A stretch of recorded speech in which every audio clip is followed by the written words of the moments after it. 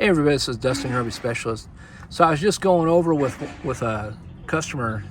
He was asking, hey, what's going on with these CRE3000? And there's not really nothing that's bad. It's just, they're probably one of the most advertised and pushed system out there. I'm not a big fan of them only because I've seen so many fail. And currently these shackles are supposed to be up here. It's because of the tires and the weight's off the unit and it's up on stands. But what we want to talk about is in the maintenance books for these, the CRE3000s, right? They say no matter what, you're supposed to change them out every 5 years and or if not sooner. So there's a bushing that's up inside here, and this gives it to allow it to have up to 2 inches of travel up and down. So when you're going over things and it's a teeter-totter, it's actually dampening this way, right? People will come in and we'll do the Dexter Easy Flex kit, and then they'll say, hey, I noticed a difference from going from this brand to the other one. The Dexter Easy Flex kit is two separate pieces that move and have a big bushing in the bottom. And so when you're braking or traveling or going over humps and stuff, you see it kind of move like that more so versus this one's bouncing like that. So the only drawback on these, and I've written articles and so have other people, and then they've even changed it and modified it and made it a little bit longer as far as this piece and put 2 bolts and stuff in it, is the issue that we've always seen is if our roads are rough and everybody's driving conditions and drive differently, so different trucks, different suspensions, different pin boxes, different areas, different things that we're traveling through. So when you're going in and out, whether it be parking, curves, tight turns, whatever you're doing, make sure if you have these on there that you're checking them out regularly. What happens is they'll bottom out and they'll pivot, and then it will crack the housing on these sides. This one's not currently cracked, but it will just fillet that open. And when it fillets that open, it's now caused this to fan out. There are bushings in here that need to be replaced, and there's also bushings in here. There's little nylon pads up in there.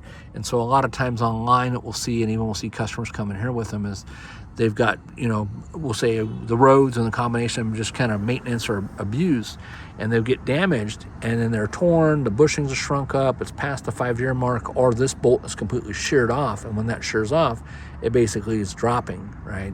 Causing the tires to come closer together. So anyways, keep an eye on that. Make sure that you're maintaining them. This particular unit, you can see all the grease and stuff on it, but they're worn. This is a 2022, and it was a July built of 2022. And earlier in another video, Byron was picking up the spindle and showing me and simulating in the spring back here, the bushing on it is just bouncing all over the place, right?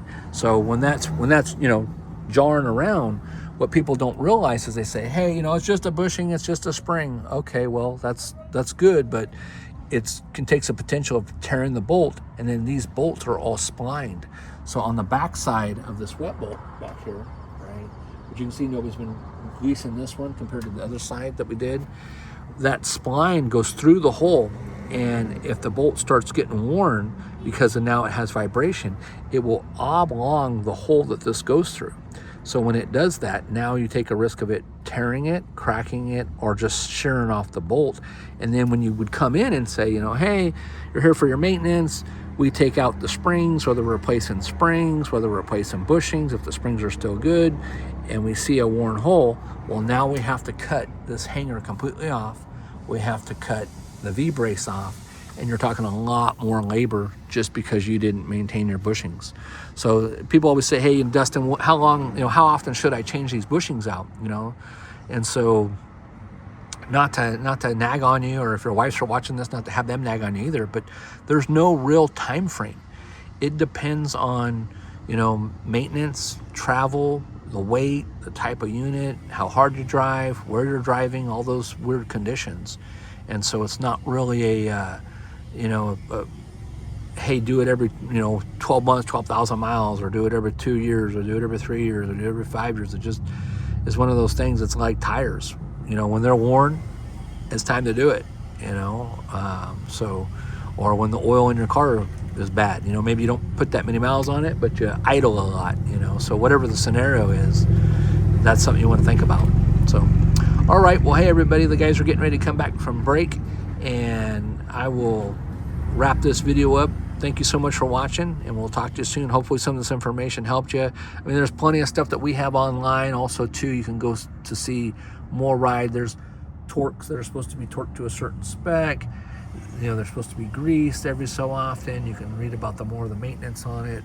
Same thing with your U-bolt. Same thing in another video I just talked about, like the ABS sensors. Same thing with the hangers and the V-braces if you don't have them. Looking at the frames for welding issues or cracks.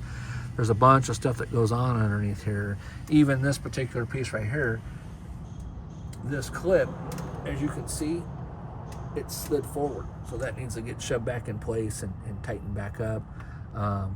These springs are starting to get worn. I can tell because of that. You can see the spacing in them. They're not as tight as they usually are, and this is with all the weight that's off of it. So, but when it came in, they were kind of a lot more flatter than they are now, because again, there's no weight on them. So, but the consumer at some point is going to go ahead and have us change them, get them all repaired. I think he's going to end up electing at some point to go with a Roadmaster suspension kit. And again, if you haven't seen our videos on that, it's something we highly recommend that you do. Your springs are lifetime warranted. You get shocks in there, the lifetime warranty. The combination between the two, and then you're removing all this system. It becomes a slipper spring. So the combination of the two not only increases the tire life by 25% or longer of life, but it also reduces the whole G-forces and shaking of the coach by somewhere between 50 to like 85%. So again, it depends on the coach. They say 50 to 70, some of them say 50 to 80, some of them say as much as 90%, but again, it depends on the size and the weight and what you have on there. So all right, well, hey everybody, thanks so much for watching. This is Dustin, Urban Specialist. Have a great day.